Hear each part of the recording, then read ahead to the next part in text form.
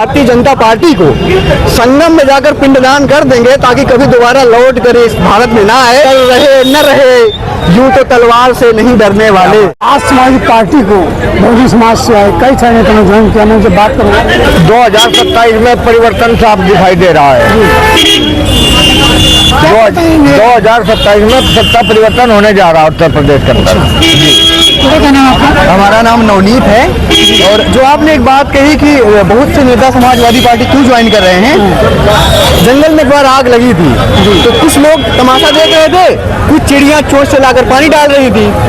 अंत में आग बुझी तो ये लिखा गया कि हम ये चाहते हैं कि हम किस लीग में खड़े हैं। जब देश नफरत की आग में जल रहा हो तो सब लोगों को ये धर्म बनता है कि एक साथ आएं और उस जो आग जल रही है नफरत की उसमें पानी डालें और देश को आगे ले जाएं। जहाँ तक बात नसीमुद्दीन सिद्दीकी साहब की है, उसमें विषय ये है कि जब देश में एक मौलाना अबुल कलाम आज़ाद भी मुस्लिम थे और जिन्ना भी मुस्लिम थे। जिन्ना हमेशा मुसलमानों का ही नुकसान किए हैं, देश के टुकड़े कर दिए। एक मौलाना अबुल कलाम आज़ाद थे जो इस मिट्टी से मोहब्बत करते थे और यहाँ रह गए। तो नसीमुद्दीन सिद्दीकी को महसूस हुआ कि इस मिट्टी की सेवा के लिए हमें समाजवादी पार्टी ज्वाइन करनी चाहिए, क्योंकि जो असदुद्दीन ओवैसी साहब हैं वो वही प्रत्याशी लड़ाते हैं जहाँ से मुसलमान बहुल्य होंगे और मुसलमानों को हरवाने के लिए वो एक प्रत्याशी लड़ा देता कि भाजपा को लाभ हो सके।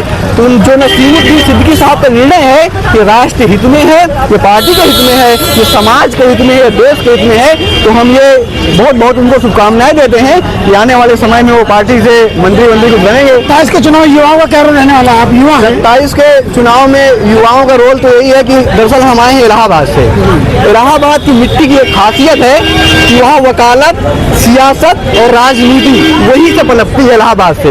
तो इन्होंने देश के युवाओं में इतना रोष भर दिया है कि हम सब लोगों का जो निर्णय है, सामूहिक निर्णय ये है कि 2027 के आने वाले चुनाव में पूरी भारतीय जनता पार्टी को संगम में जाकर पिंडदान कर देंगे ताकि कभी दोबारा लौट कर इस भारत में ना आए और देश की बर्बादी का कारण कोई भी पार्टी ना बने। और जब तक हम इस धरती पर जिएंगे तब तक हम सब समाजवादियों की नैतिक जिम्मेदारी है कि भारतीय जनता पार्टी के खिलाफ मोर्चा खोले रहेंगे।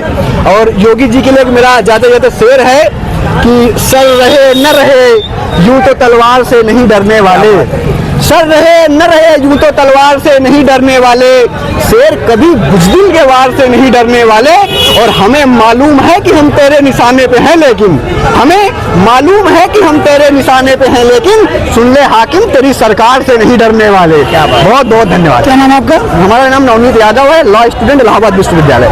यादव ये बताइए क्या रणनीति की 27 में सत्ता में आ पाएंगे? 27 में सत्ता में आ पाने की एक ही रणनीति है कि सब जो पीढ़ी पूरा समाज है उसको हम लोग जोड़ लिए हैं और पीढ़ी समाज ही 85% है। अगर उसका वोट मिल गया तो हम लोग विजयी हो जाएंगे। किस तरह से भीड़ निकल रही है सब बता रहे। ये लोग अभी पार्टी ज्वाइन करके निकले हैं, पूरा हुजूम का हुजूम किस तरह से पार्टी से निकला। सब लोग हुजूम का हुजूम आप देख सकते हैं किस तरह से पार्टी से निकल रहा। नसीमुद्दीन सिद्दीकी के मेंटर हैं, ये लोग पार्टी ज्वाइन किए हैं और उनका मानना है कि 27 में सपा ही सत्ता शुरू होने वाली है। तो देखिए कितनी भीड़ हुजूम कितना हुआ। बड़े नेता पार्टी को ज्वाइन किया, इससे क्या लाभ होने वाले हैं? आज बसपा पार्टी को छोड़ करके आए कुछ लोग, उन्होंने पार्टी ज्वाइन की। कुछ लोग कांग्रेस पार्टी को छोड़ करके आए, उन लोगों ने पार्टी ज्वाइन की। कहीं ना कहीं उन नेताओं को ये दिखाई दे रहा है कि 2027 में अगर भारतीय जनता पार्टी को कोई हराने वाली पार्टी है तो उत्तर प्रदेश के अंदर वो समाजवादी पार्टी है। और पीडीए की सरकार बनने जा रही 2027 में 300 प्लस समाजवादी पार्टी की सीटें आएंगी इस बार। भाई साहब कहाँ गया है? जी सर, चलो एक पार्टी में ज्वाइन करें क्या लग रहा है? नाम क्या नाम आपका? पूनम राजकुमार था। इससे पहले किस पार्टी में थी आप? अपना दरेश। किस तरह से सपा ज्वाइन की? किस उम्मीद से सपा ज्वाइन की? मैं यही है कि जो दलित पिछड़ों पर अत्याचार हो रहा है और जो बीजेपी सरकार ने, तो इस वजह से कि हमारा समाज बहुत कमज़ोर होता जा रहा है। तो हम सब लोगों ने कि पीडीए परिवार के सदस्य हैं और अपने पीडीए परिवार के साथ हैं। क्या लग रहा है 27 में क्या होने वाला है? 27 में समाजवादी की सरकार बनेगी। अच्छा से क्या रहा, भाजपा से नाराजगी रही है आपके? भाजपा का मुद्दा जिसे आप सपा क्यों रख सकती है? भाजपा के कई ऐसे मुद्दे हैं जो समाज को अत्यंत पीड़ा देते हैं। जैसे बनारस का अहिल्याबाई होलकर जी का वो मंदिर हुआ है तो सरकार ने तोड़ा गया, जो अत्यंत निंदनीय निंदनीय है, उसकी पूरा देश निंदा कर रहा है। मतलब अहिल्या मंदिर तोड़ा तो उससे अपनी ठोकर बात करना है, तो छोड़ कर नहीं पाएंगे। नहीं, उसके पहले भी कई ऐसे मुद्दे हैं जो रोजगार हो या फिर शिक्षा हो, ये सब चीज़ों में सरकार फेल होते दिख रही है। मैडम आपका क्या नाम है जी? रंजना पाल। रंजना पाल जी, पाल समाज आज सत्ता की रक्षी तरह क्या कर रहे हैं? मैं राहुल धनगर पस्ताना पूर्व जिलाध्यक्ष अपना दल फिरोजाबाद। माननीय आज पूर्व विधायक आदरणीय श्री राजकुमार पाल जी के नेतृत्व में समाजवादी पार्टी ज्वाइनिंग की है और आपको पता है कि 2024 में लोकसभा चुनाव में जैसे ही माननीय प्रदेश अध्यक्ष श्यामलाल पाल जी का नाम घोषित होता है वैसे ही पाल समाज पूरा समाजवादी पार्टी की तरफ जुड़ गया। अब कुछ बचा हुआ था, कुछ तो अपना दल है, इसके प्रदेश अध्यक्ष माननीय श्री राजकुमार पाल जी के नेतृत्व में जो पूर्वांचल का पाल समाज था वो आज समाजवादी पार्टी में ज्वाइनिंग हो गया है। पूर्वांचल लहर चल के राजधानी को क्या?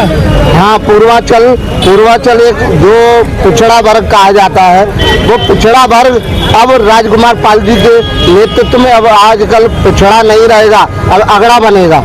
देश का युवा क्या देखेगा? देश का युवा इस समय बेरोजगार है।